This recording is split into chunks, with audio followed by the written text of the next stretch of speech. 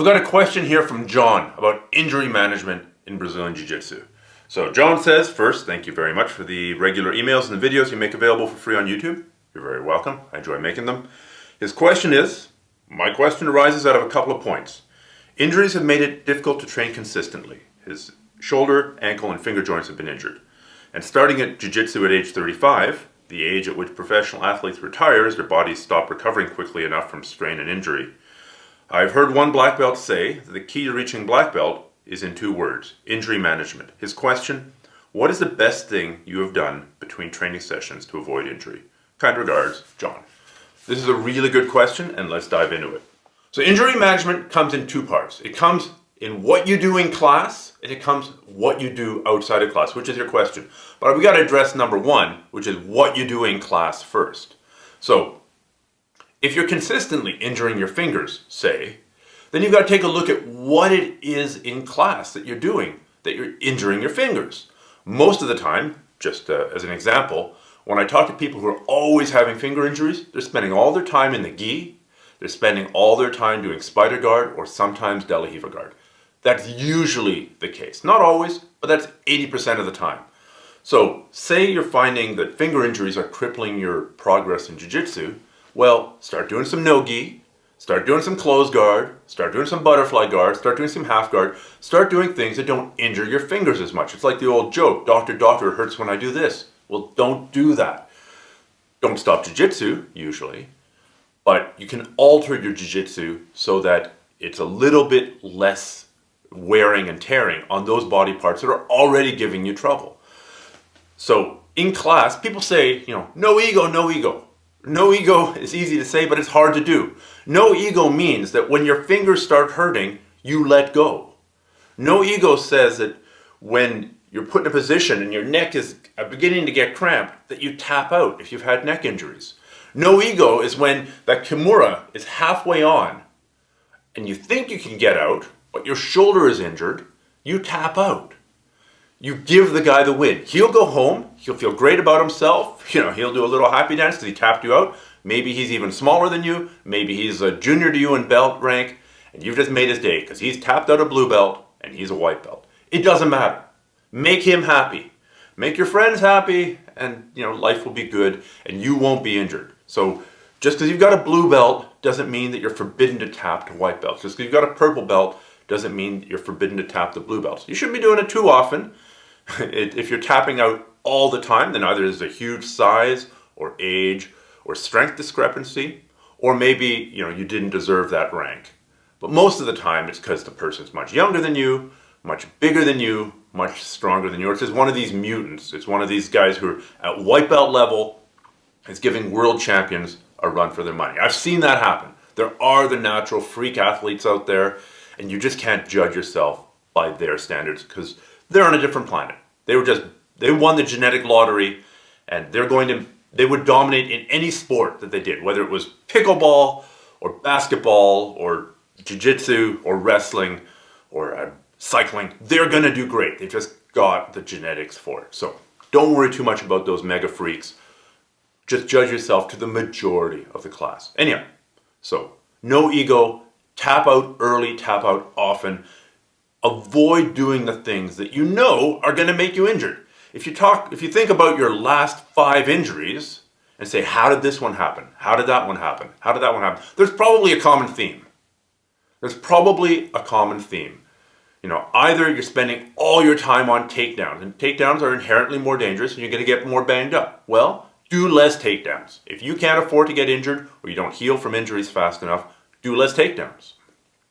If your fingers are always getting torn up, do less spider guard. If your neck's always getting injured, well then don't do guard positions that put your head into the line of fire where the guy's going to be cross-facing you, right? Don't play half guard. Don't play standard half guard because eventually the guy's going to get past your arms. He's going to be cross-facing your face. Don't do the things that make your injuries worse. Okay, so that's in class. Out of class. What do you do out of class that help prevent injuries and injury management? Well, number 1, and it's just off the top of my head, but number 1, give your injuries time to heal. And this can be really tough. If you injure your elbow, then don't do things that make your elbow worse. I recently had golfer's elbow, which is the worst thing. I wish I'd had tennis elbow because it's so much more macho. Tennis is a tough sport. It's a man's sport. Golf, as far as I'm concerned, is a game. Doesn't deserve to be called a sport. So I had golfer's elbow from jiu-jitsu and from doing too many kipping pull-ups in a row. I had to lay off of a good deal of my jiu-jitsu game and my weight training for almost a year. It was 11 months. But I've learned from experience that if I just manned up and just toughed on through and just kept on going, it would have gotten worse and worse and worse and worse until I'd done myself some actual damage. So let your injuries heal. If your neck is injured, completely modify your game, modify your activities so that your neck can actually heal up. If you have to have surgery on a body part, if your shoulder is injured, do the band work. Do the rotator cuff rehab. This information is all out there. Your physios can tell it to you. Sometimes your doctors can tell it to you. Certainly it's online. And do the work to heal up from any existing injuries. In terms of preventing other injuries, I think there are a few other things that are really important. I've always been an advocate of strength training. I think cardio is super important for competition, for performance. But if I had somebody come to me who had not done anything before, I actually would probably start them with strength training. I've got a friend of mine and their father, he's reached late 50s, early 60s, and he's just beginning to implode. And all the medical ailments are beginning to add up, and the posture is beginning to go from here to here. And it's this implosion of a human being. And to myself and to my friend, I was going, man, the things that 30 minutes in the gym twice a week could accomplish for this person. I honestly think that a little bit of weight training, a little bit of strengthening all the muscles, and even the mental benefits of weight training would have a huge effect. Also the hormonal and endocrinal effects of weight training would have a huge effect on this person. Of course, I'm not their son. I wouldn't have any influence even if I was. But I think strength training, especially as you start getting older, is really important. It keeps the muscles strong. There's a ton of research showing that around age 40 or 50 that you start losing a lot of your strength per decade.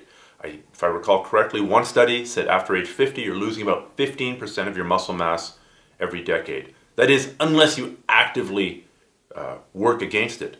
And now, doing something like a deadlift, that you might not be deadlifting when you're 80 years old, but you're going to be picking up your dog, you're going to be picking up a bag of groceries, and picking up a bag of groceries is essentially the same as deadlifting. You might not be overhead military pressing, but reaching up to get that, bucket of rice from the top shelf of your kitchen, that's essentially an overhead press. So the more strength training you can do, and I'm not talking about getting huge and jacked and yoked, I'm talking about having some basic functional strength. So if you do a search on my YouTube channel, I think it's called a basic weightlifting workout for martial arts and BJJ. That's almost 1 hour of information about how to start a basic weight training program. So go look that up. And I think that is a great thing that you can do prophylactically before you get injured to make it less likely that you get injured. If your muscles and your bones and your ligaments are stronger, then they're that much less likely to get injured in the strains of training.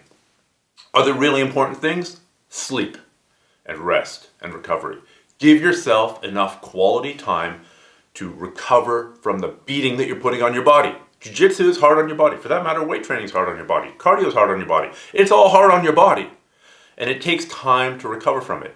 If you're training and now trying to get by on 4 or 5 hours of sleep, unless you're one of these genetic mutants who can get by on 4 or 5 hours of sleep, then you're going to break down. You're going to get either injured or sick. Those two things are inevitable because you're training harder than you can recover. The biggest part of recovery is sleep.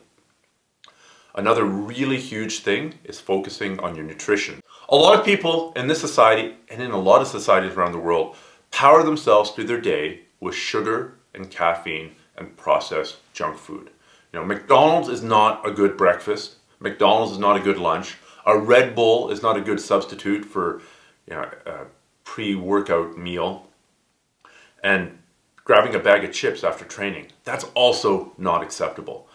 If you're putting all this time and energy into developing your sport and your art, you should be putting at least some time and energy into the food and nutrition component of it. It's something I'll try and address in other videos. It's typically something when I've talked about, it's just been crickets chirping. Now, either that's because I'm terrible at talking about it or because it's boring. People want the cool new inside-out spinning lapel choke from Spider Guard, and that stuff is great. But the bottom line is if your nutrition is crap, you're going to get injured more often, you're not going to be able to train as hard, and you're going to break down. So off the mat, rehab your existing injuries. Take the time to let them heal. Do the strengthening to build those areas back up. Do whatever you need to do to get healthy. Number two, before you get injured, strength training really helps. You don't have to go crazy. A couple times a week, 20 minutes, you'll see a huge benefit. If you only go once a week for 20 minutes, you'll still see a huge benefit, especially if you're training on the side. Sleep, another huge thing. Most people don't get enough of it. Most people, if they've got an 8-hour block for sleeping, they'll screw up 2 hours of it watching Netflix, and then they'll only get 6 hours of sleep. That's probably not enough for most people. Try to get good amounts of sleep. Then there's food. Really focus on your food and nutrition. If you're training to become a black belt in jiu-jitsu, you should at least be becoming a blue belt in food and nutrition. These things are really important. If you're a rally driver and you're going to go for a big race, you wouldn't go to Tijuana and fill your car up with the cheapest gas. So you're going to go train in your one and only rally car, your body. Fill it up with good fuel before you train.